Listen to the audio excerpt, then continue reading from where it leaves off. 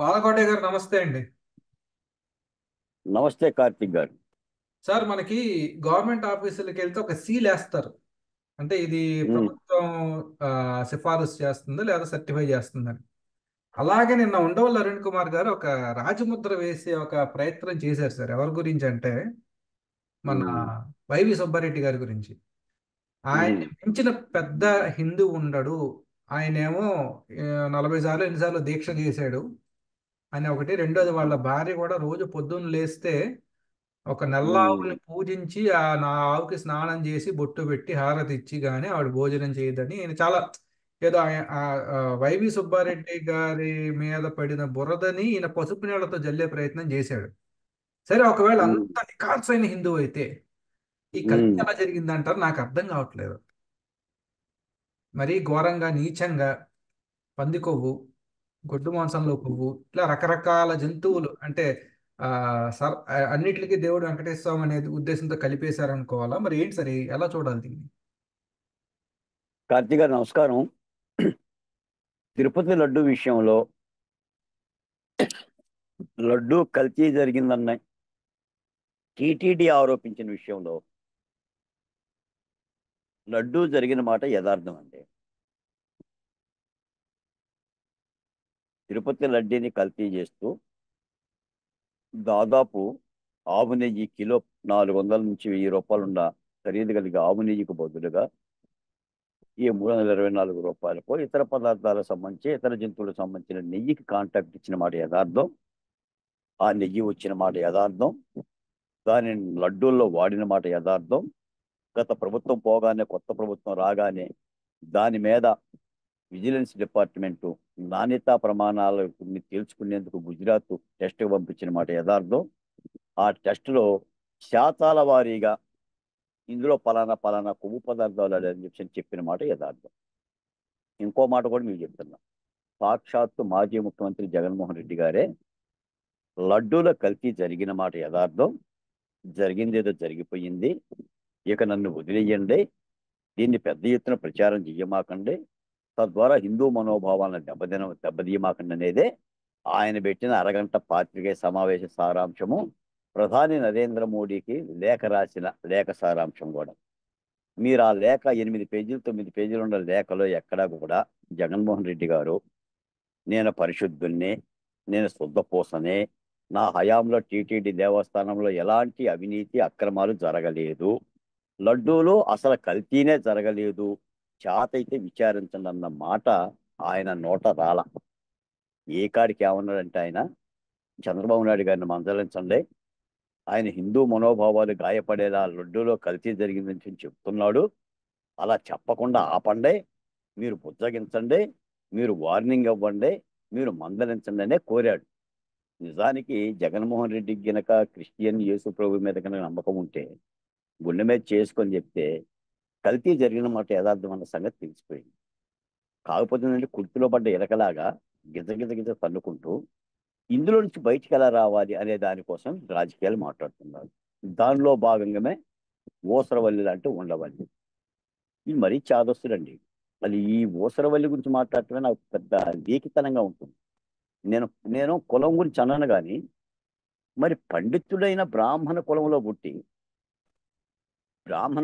పుట్టి మరి ఆయనకి దేవుడు అంటే భక్తి ఉందో లేదో, సరే భక్తి ఉండనే లేకపోని ఇప్పుడు లడ్డూలో కల్తీ జరిగిందనే విషయం మీద కూడా వైవి సుబ్బారెడ్డికి మార్పులు వేస్తూ ఈయన ఎట్ట మాట్లాడుతున్నాడో అర్థం కాదు సార్. వీళ్ళందరూ కూడా ఏంటంటే మరి చంద్రబాబు నాయుడు గారికి మరి వీళ్ళకి ఏమన్నా పూర్వజన్మ కక్షలో కార్పణ్యాలు ఉన్నాయో, లేదా ఉండవల్లి అరుణ్ కుమార్ గారి ఇంట్లో ఏమన్నా తెలుగుదేశం పార్టీ వాళ్ళు ఏమన్నా దొంగతనం చేశారో, లేదా వాళ్ళ పిల్లల్ని ఎత్తుకుపోయారో నాకు తెలియదు కానీ ఇక ఇదే పని అండి. గత 5 ఏళ్ళు కూడా మనం చూసాం కదా వైసీపీ పరిపాలనలో జగన్మోహన్ రెడ్డి గారిని ఏదో ఒక పార్శ్వంలో భుజాల మీద మోయటం తప్ప. నేను ఒక మాట చెప్తాను సార్, టీటీడీ తిరుమల తిరుపతి దేవస్థానంలో జగన్మోహన్ రెడ్డి గారి ప్రభుత్వ హయాంలో టీటీడీ చైర్మన్లుగా ఇచ్చింది ఇద్దరికి.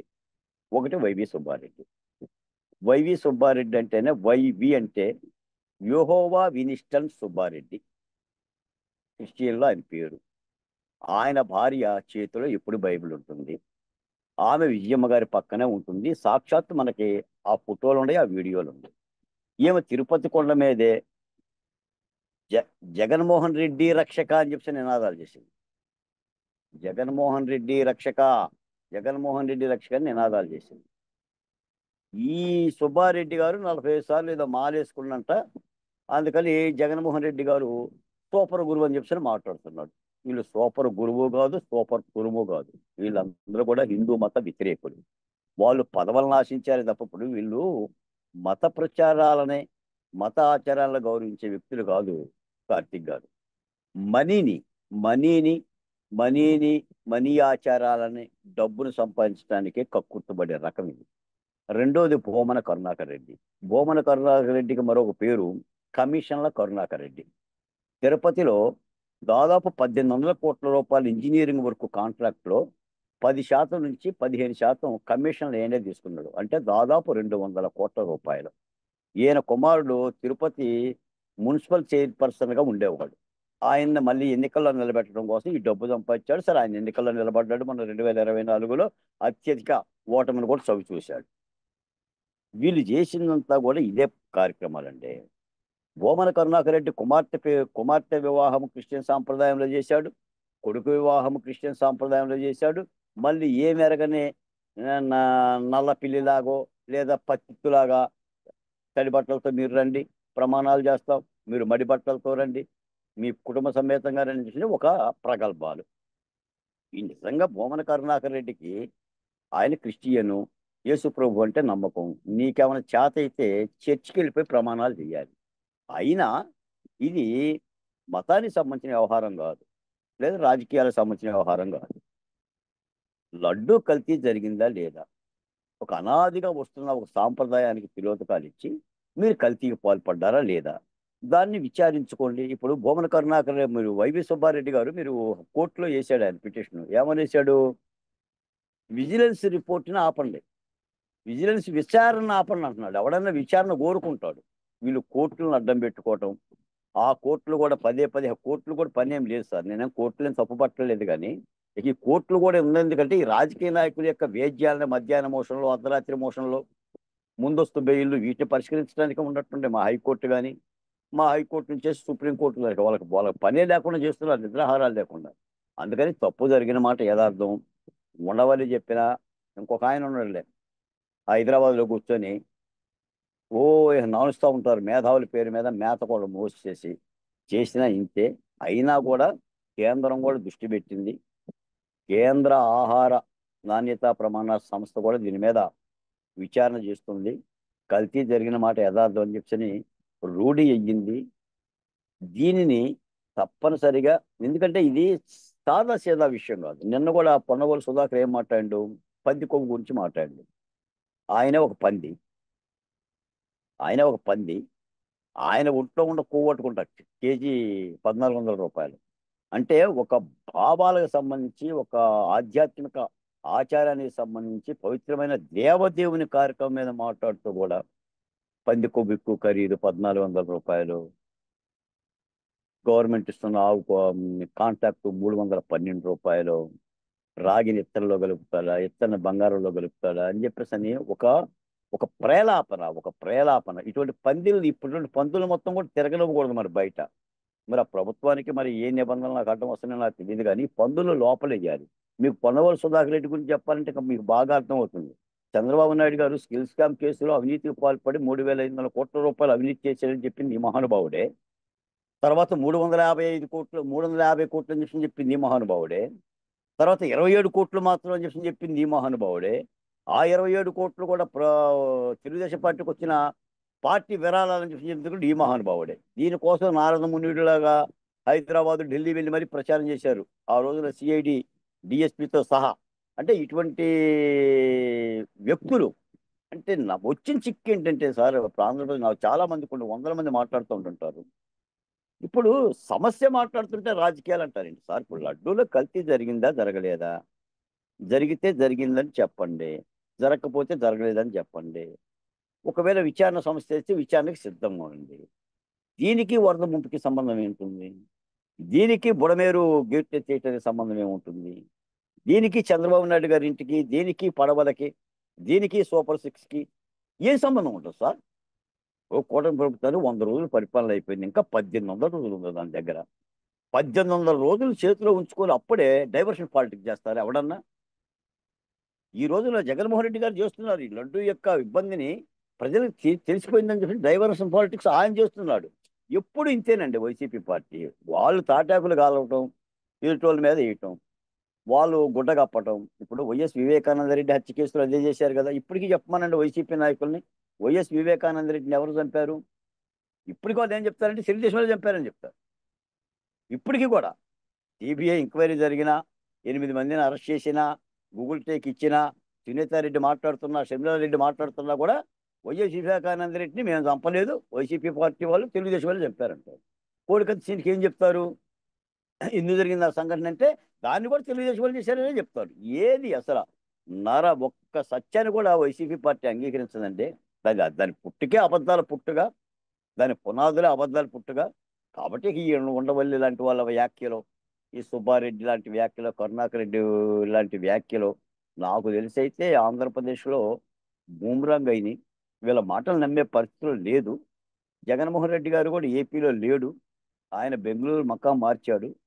ఇక అత్తారింటికి వచ్చినట్టుగా 6 నెలలకు ఒకసారి ఆయన గతంలో అనేవాడు, వాళ్ళ మంత్రులందరూ అనేవాళ్ళు, చంద్రబాబు నాయుడు గారిని, పవన్ కళ్యాణ్ వీళ్ళు ఆంధ్రప్రదేశ్లోనే ఉండరు, 6 నెలలకు ఒకసారి వచ్చేసి హనీమూన్ లాగా వచ్చి రాజకీయాలు చేస్తారు అని.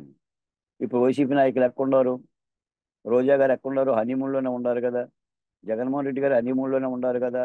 కొడాలి నాని ఇటువంటి ఇత్యాది మంత్రులు ఏమైపోయారు? అసలు కొంతమంది అయితే కనుమరుగా అయిపోయారు. కాబట్టి మేము అడుగుతుంది ఏంటంటే కూటమి ప్రభుత్వాన్ని, ఇది దేవదేవునికి సంబంధించిన లడ్డు వ్యవహారం, అపవిత్రం జరిగిన దాని మీద పూర్తి స్థాయి విచారణ చేయండి.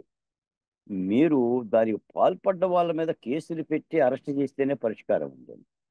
దేవుడు చూసుకుంటాడులే, వాళ్ళే దేవుడికి దోషం చేశారు కాబట్టి నెత్తురు కక్కుకొని చచ్చిపోతారులే అని పాపభీతితో వదిలేయటమే కాదు. ఏదో నరకలోకం ఉంటుంది, అక్కడేదో శిక్షలు ఉంటాయి, అక్కడే పెద్ద గంగానంలో నూనె కాగుతూ ఉంటుంది, ఈ పాపులందరిలో కూడా అందులో వేయించుతాననే తర్వాత సంగతి. కానీ అది భగవంతుడు చూసుకుంటాడు. ఈ రాష్ట్రంలో వైసీపీ పరిపాలన 5 ఏళ్ల పాముల పుట్టలో ఒక్కొక్కటే బయటపడుతుంది. ఈనాడు ఊహించామా కార్తీక్ గారు?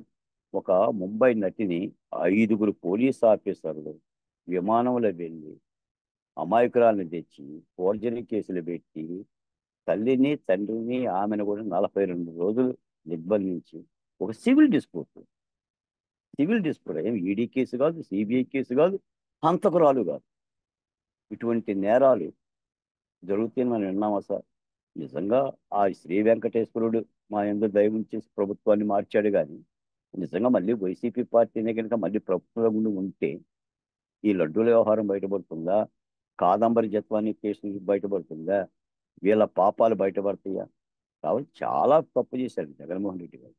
ఆయన ఒక ఒక మాట ఏంటంటే ఇంకా ఒక అడుగు ముందుకేసి ఏమంటున్నారంటే అసలు హిందూ ధర్మాన్ని పతనం చేయటానికి ఏడుకొండల స్వామి యొక్క ప్రతిష్టను తగ్గించి ఆయన నమ్ముకున్న మతానికి అంటే ఏడుకొండల మీద యేసునాథుని ప్రతిష్ఠించే విధంగా ఆయన మనోభావాలను వ్యాప్తి చేయడానికి సంబంధించిన కుట్ర జరిగిందనే కోణంలో కూడా పెద్ద ఎత్తున ఆరోపణలు వస్తున్నాయి.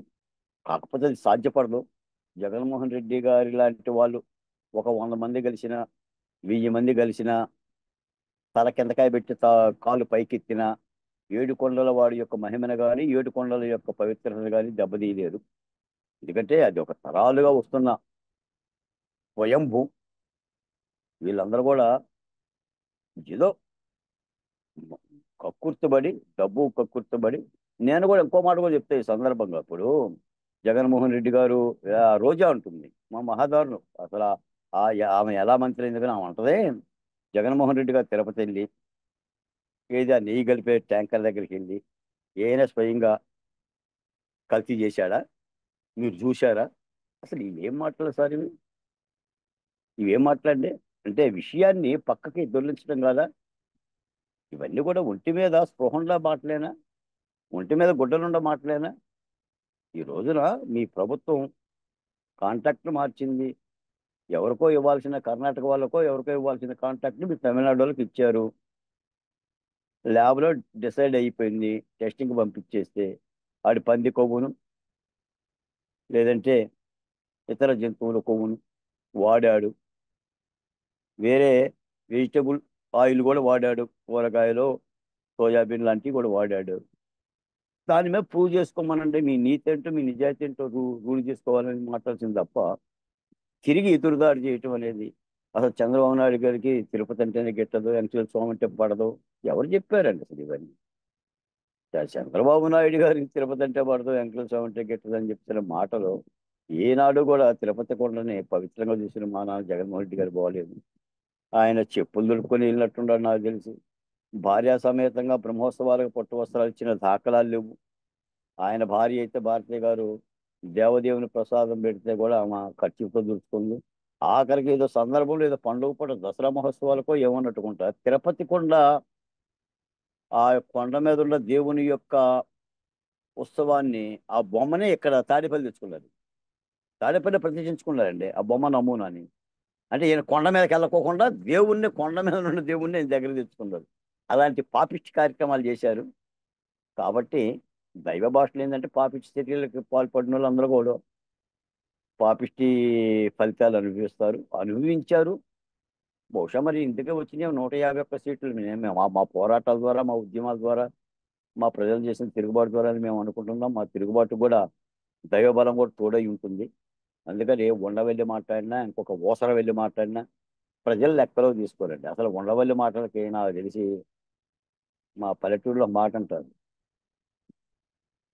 కూర్చున్న కూర్చున్న ఆడత కూడా లేకపోదండి ఉండవల్లి మాటలకి. ఎందుకంటే ఆయన నస్స ఏంటో మాకు అర్థమైపోయింది. ఆయన నస్స, ఆయన పస ఏ కాడికి ఏంటంటే నిప్పులు కట్టడం. అంటే చక్కగా చక్కగా డొంక తిరుగుడు సమాధానం చెప్తాడు. అంటే బ్రాహ్మణ మేధావి కదా, కనుమరుగయ్యే లోపల కల్తీ చేసేస్తాడు విషయాన్ని కూడా. అందుకని అలాంటి మాటలని, అట్లాంటి యొక్క వాటిని కూడా తప్పనిసరిగా ఆంధ్రప్రదేశ్ ప్రజలు ఖండించాలి. ఇకనైనా వీళ్ళని దూరం పెట్టాలి ఓటర్లు కూడా. ప్రజలు కూడా ఎవడు మేధావి, ఎవడు మంచోడు, ఎవడు చెడ్డోడు, ఎందుకు ఎంతకాలం అని భరాయిస్తారు వీళ్ళని? కాబట్టి పక్కన పెట్టాలి. లేదు అంటే ప్రభుత్వానికి ఏమైనా అవకాశం వస్తే వీళ్ళ నోటికి కూడా తాళాలు వేయాలి. ఇష్టానుసారంగా ప్రేలాపనలు ఆలాపనలు చేస్తున్న ఈ ఊసరవల్లికి కూడా ఇవ్వాలి, నోటీస్ ఇవ్వాలి. లాక్కొచ్చి ఒకసారి చట్టం అంటే ఏంటో కాస్త వాళ్ళకి రుచి చూపిస్తే కానీ ఈ ప్రగల్భాలు తగ్గుతాయి, ఈ నిందా ప్రచారం తగ్గుతుందని అనుకుంటున్నాను శ్రీ కార్తీక్ గారు. రైట్, చూద్దాం సార్. మరి ఉండవల్లి అరుణ్ కుమార్ గారు ఎప్పటికీ వైఎస్ రాజశేఖర రెడ్డి గారి కుటుంబానికి కట్టు బానిసలు, అంటే ఒక కట్టప్పలా ఉంటారు ఆయన. ఏ నిందారోపణ వచ్చినా కూడా వారిని మోస్తూ ఉంటారు. మరి చూద్దాం ఇంకేమేమి మోస్తారో. ధన్యవాదాలు సార్. ధన్యవాదాలు సార్.